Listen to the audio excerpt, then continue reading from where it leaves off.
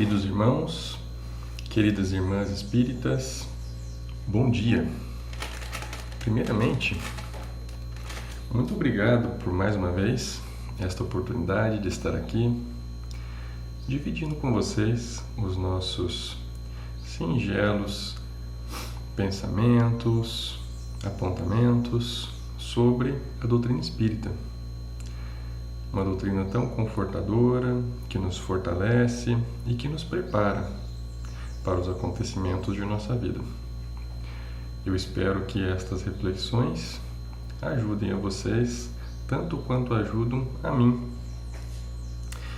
E para isso, vamos então rogar a proteção do Mestre Jesus, para que possamos, sob o amparo das suas vibrações, sob o amparo do seu pensamento, entendermos a mensagem que nos foi passada pelos mentores espirituais, que possamos compreendê-la, aplicá-la e dividi-la, assim como ele fazia quando estava encarnado entre nós e faz até hoje.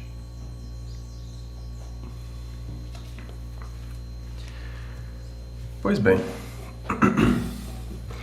hoje eu gostaria de fazer algumas reflexões acerca da nossa doutrina espírita.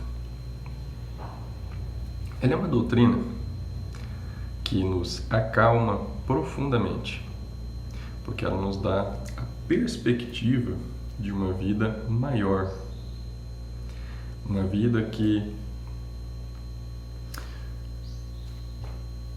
sobrepõe os nossos interesses materiais, os nossos problemas terrestres, e essa perspectiva nos dá forças para que nós possamos continuar sempre firmes a nossa caminhada.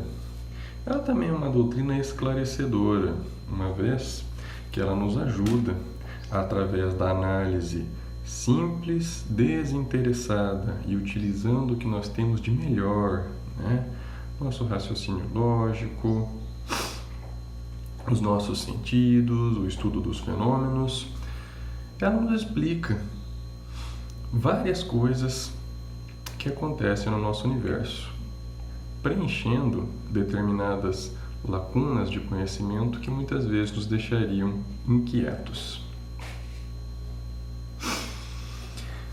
Dessa maneira, ela nos foi colocada como uma doutrina preparadora, ou seja, fortalecedora.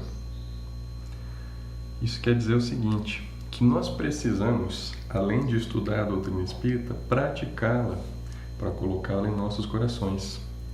Porque daí, quando chegam as nossas provas, os nossos momentos em que nós precisamos de um pouco mais de serenidade, aqueles momentos que precisamos estar um pouco mais tranquilos para resolver as coisas, nós conseguimos.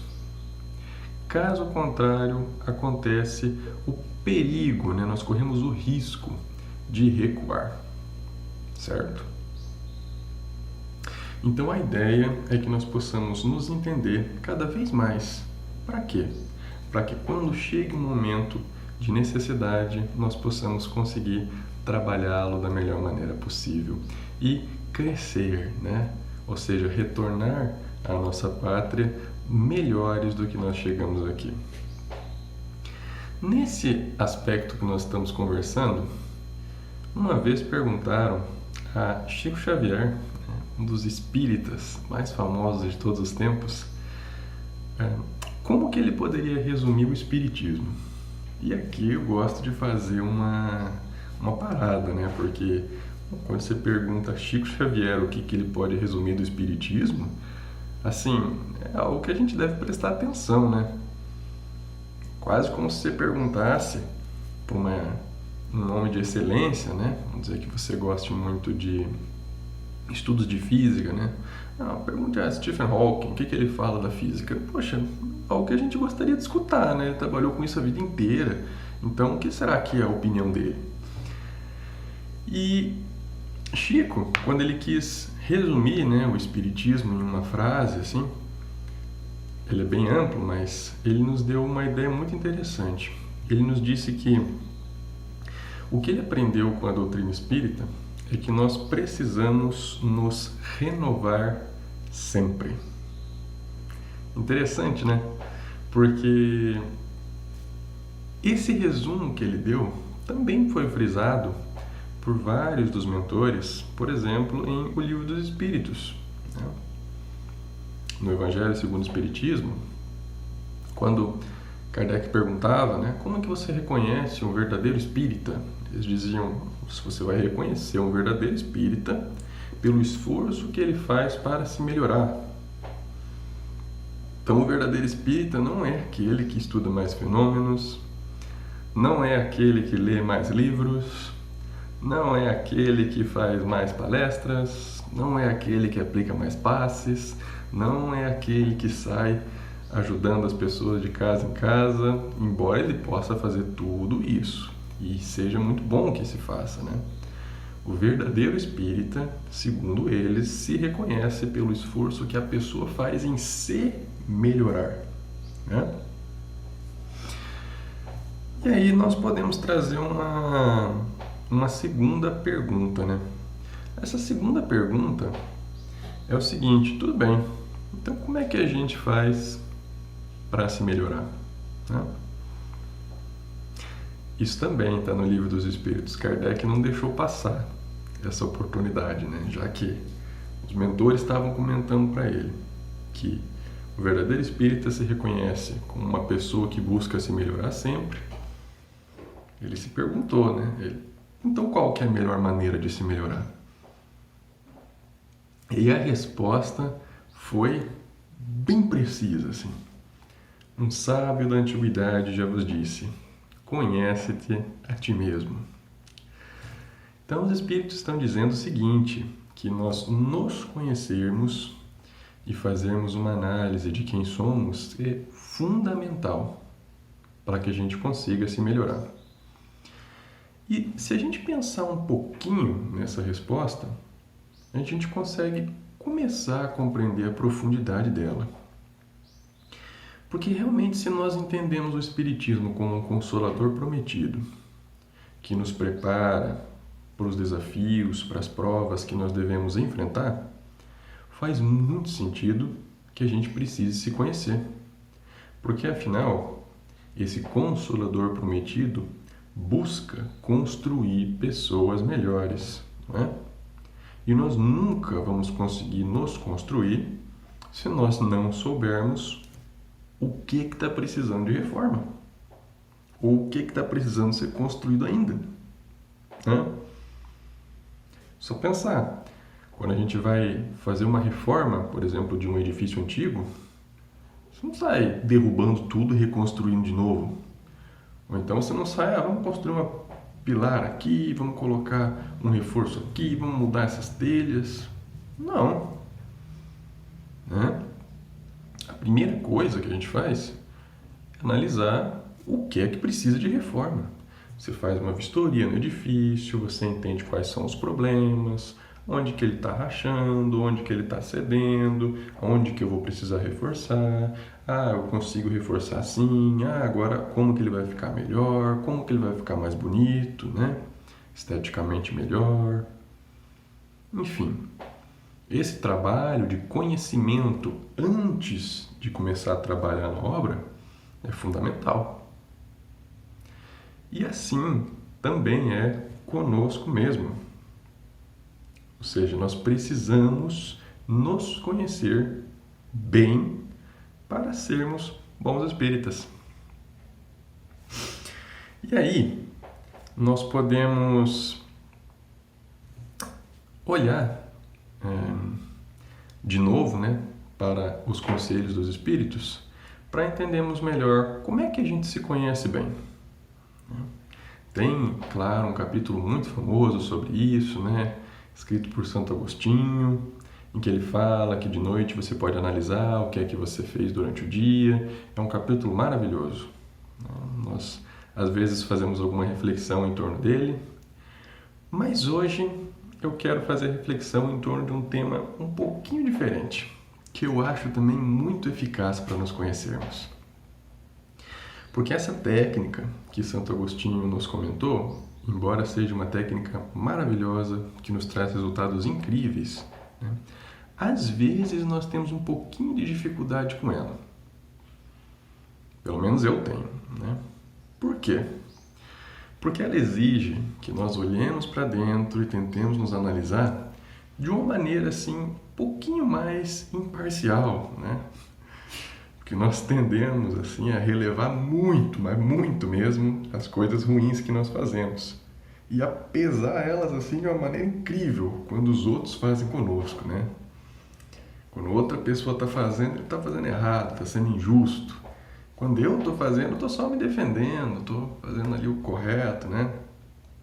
E demora um tempo para que a gente consiga aprender a pesar isso aí da maneira correta e se analisar de uma maneira um pouco mais isenta, né? Embora isso seja fundamental e seja fundamental para o nosso crescimento, né? Para o nosso desenvolvimento. Então, antes de nós analisarmos o nosso dia, né? Ou paralelamente a isso, tem uma outra coisa que nós podemos analisar e que essa eu acredito que seja um pouco mais, assim, dependendo da maneira que nós olhamos para ela, né, um pouco mais fácil da gente entender, porque ela não permite esse tipo de isenção. Bom, ela permite na nossa interpretação, mas não na maneira como ela acontece. É o exame das nossas aflições. Isso é interessante, né? Porque ele chega, ou seja, não tem muito o que a gente fazer, né, com relação a isso.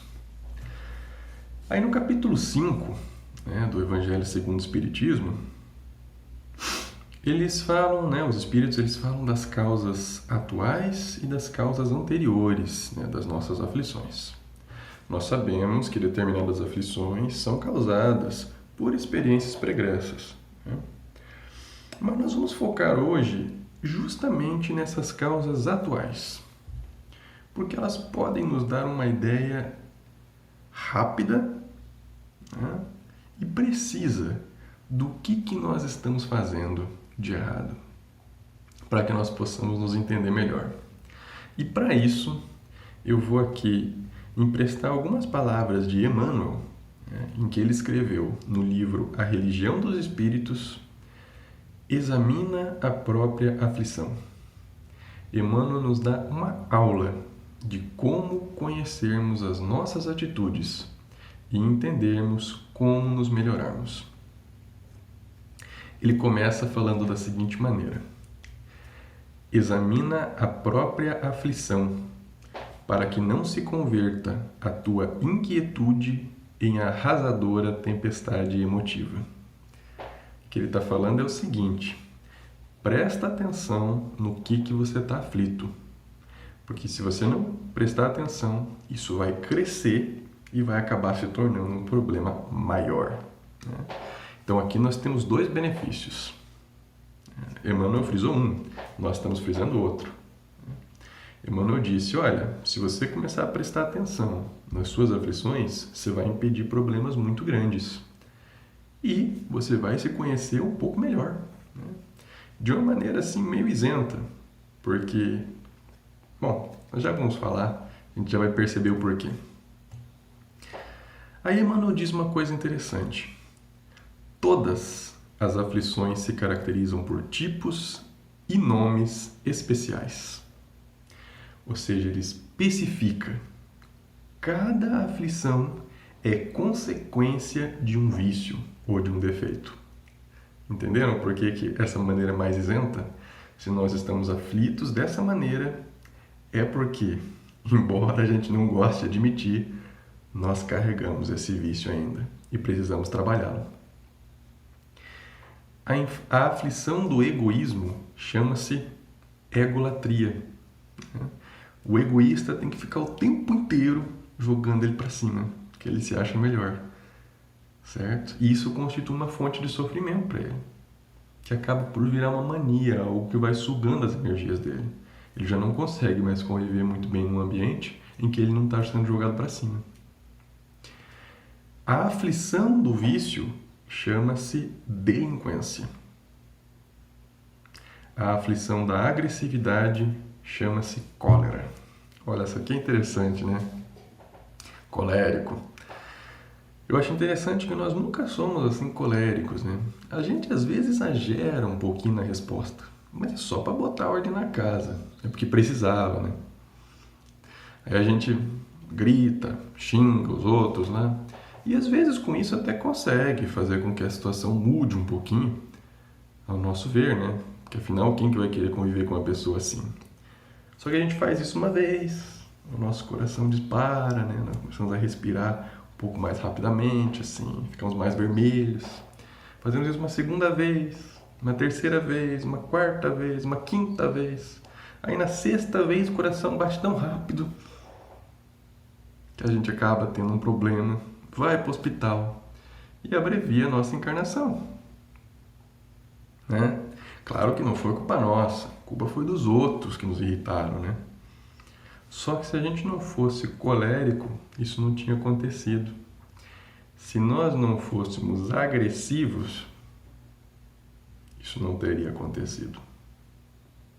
Então, se nós pudéssemos examinar um pouquinho antes essas nossas atitudes, nós conseguiríamos entender. Será que realmente todas aquelas situações precisavam ser mudadas imediatamente? Será que não tinha outra maneira de fazer isso por mais tempo? Será que os nossos 20, 30 anos a mais que nós ganharíamos sem esse ataque cardíaco não funcionariam melhor para consertar a situação, ao invés de ficar enlouquecendo por tudo? É uma dica que nós podemos ter.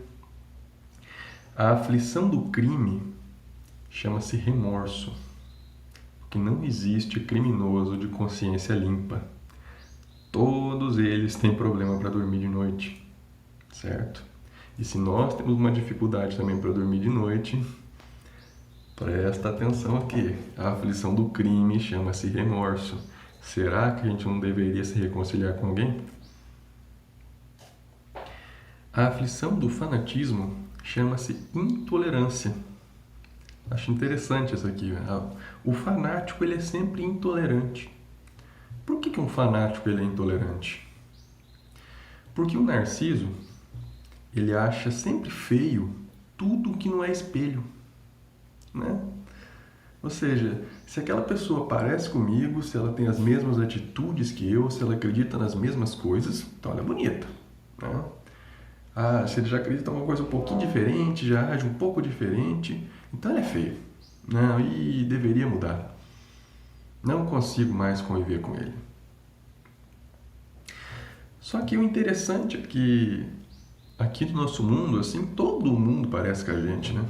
Você sai na rua, todo mundo age exatamente como você, né? Então, o fanático, ele está sempre aflito.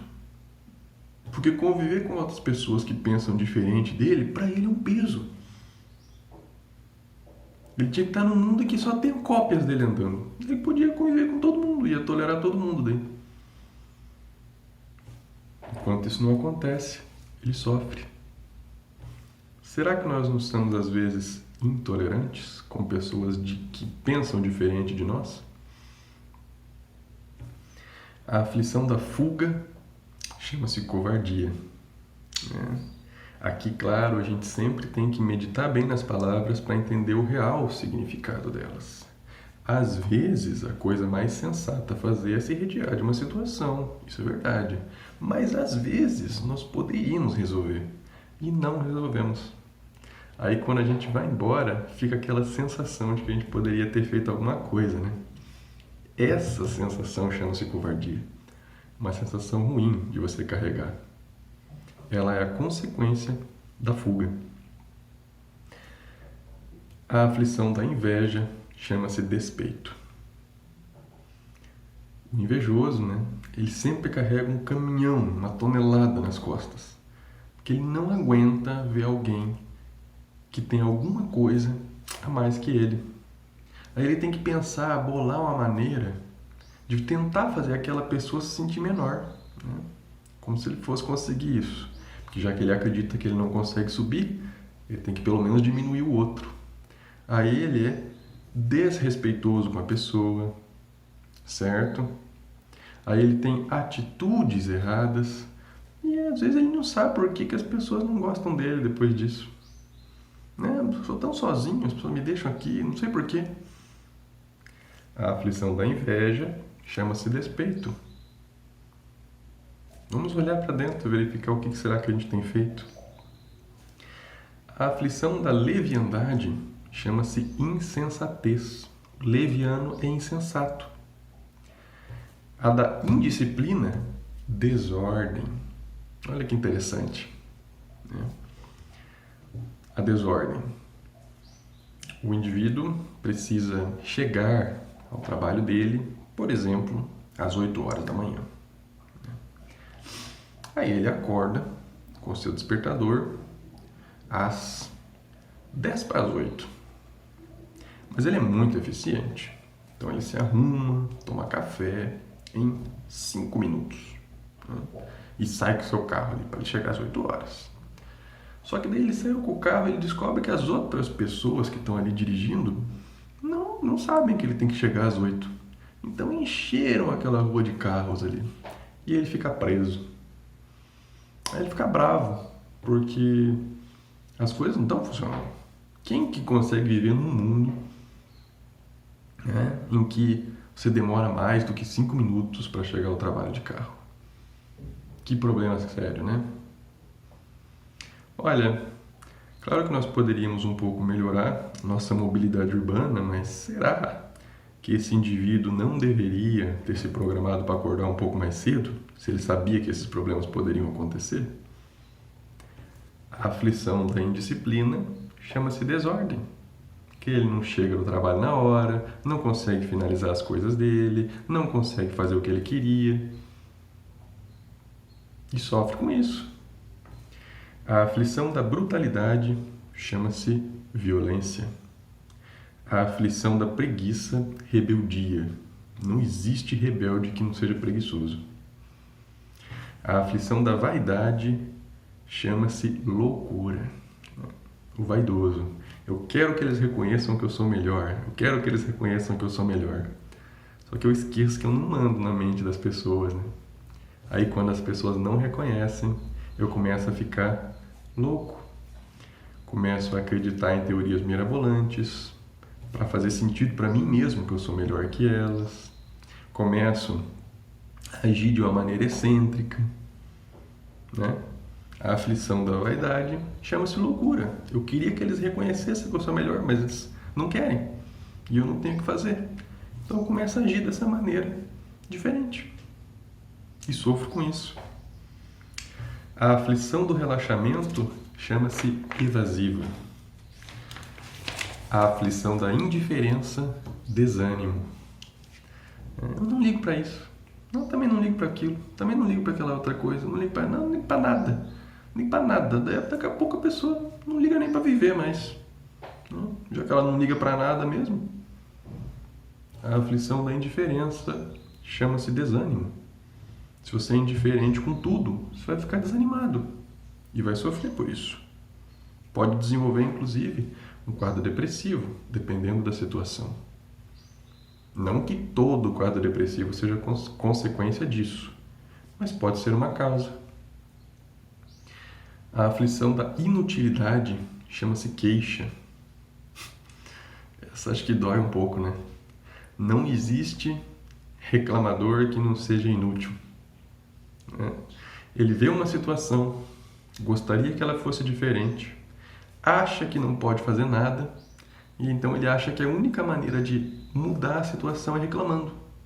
Bom, já que ele não pode fazer nada, ele tem que reclamar da situação. Vai ajudar em alguma coisa a reclamação? Ele nem sabe, mas ele acha que é a única maneira, porque ele se sente inútil. Por isso que é triste essa sensação de você reclamar das coisas. A aflição da inutilidade chama-se queixa. A aflição do ciúme chama-se desespero. Todo ciumento é desesperado.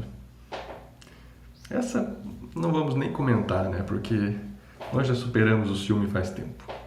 Então não precisamos nos preocupar com essa aflição aqui. Não somos desesperados. A aflição da impaciência chama-se intemperança. A da sovinice, miséria. Essa aqui é interessante, né? Ó, o miserável é um aflito. Porque a alegria da vida não é a gente juntar coisas para nós, né? Uma das maiores alegrias da vida nós dividimos com os outros. Como ele não consegue dividir nada com ninguém, que ele é muito sovina, ele se sente um miserável e sofre com isso. A aflição da injustiça chama-se crueldade. Enfim, toda criatura tem a aflição que lhe é própria. Aqui ele está frisando, né, que o exame dessas aflições pode dizer muito a respeito do que nós temos e do que nós precisamos melhorar. Então examina a aflição no seu reino doméstico. Olha que interessante. Como que é a sua casa? Como que são as pessoas com as quais você convive de perto, né? Conhecendo elas e conhecendo no que você se aflige, você vai poder conhecer muito sobre você. Na esfera profissional, como que é no meu trabalho, com o que eu fico pensando ali no meu trabalho, né? Com o que eu fico me afligindo no meu trabalho. Do seu raciocínio, ou seja, quando você está sozinho nos seus pensamentos, com o que você está pensando ali? O que você está se afligindo? E no seu sentimento, né? Então vamos examinar aqui o que? As 3 vidas que nós temos, né, aqui na nossa existência. A vida no lar, é muito comum, né? Todo mundo tem. A vida no trabalho, são pessoas que nós convivemos também. E a nossa vida íntima, nosso raciocínio, nosso sentimento, né? Dentro de mim, o que eu estou pensando ali? O tempo inteiro, com o que eu estou me afligindo, né? Ah, fulano falou tal coisa. Puxa vida, qual aflição será que é essa? Eu consigo entender o que eu preciso melhorar. Os corações unidos ao sumo bem, contudo, sabem que suportar as aflições menores da estrada é evitar aflições menores da vida. Se nós conseguirmos entender e superar essas aflições enquanto elas são menores, nós vamos evitar que elas cresçam e se transformem em tempestades. E por isso, apenas eles, anônimos heróis da luta cotidiana, conseguem receber e acumular em si mesmos os talentos de amor e paz reservados por Jesus aos sofredores da terra, quando pronunciou no monte a divina promessa: bem-aventurados os aflitos. Bem-aventurados os que são aflitos. Mas para que nós possamos aprender, nós precisamos examinar e entender a nossa aflição. Aí nós vamos entender o que nós precisamos melhorar. Vamos crescer de uma maneira um pouco mais rápida, evitar futuras tempestades e futuros momentos de aflição. Então, esse autoconhecimento, essa autopreparação deve sempre guiar a todos os que se dizem espíritas, para que nós possamos ficar prontos para executar as tarefas importantes que nós viemos aqui executar, né? Senão, se nós não conseguimos ajudar nem a nós mesmos, como é que nós vamos querer ajudar os nossos entes queridos, certo? Então, irmãos, com essas singelas palavras, espero que tenha ajudado vocês, assim como elas me ajudam a entender um pouco mais sobre a nossa doutrina espírita, sobre a importância do nosso autoconhecimento e de como que nós aplicamos isso ao longo da nossa vida. Muito obrigado pela atenção de vocês e muita paz a todos.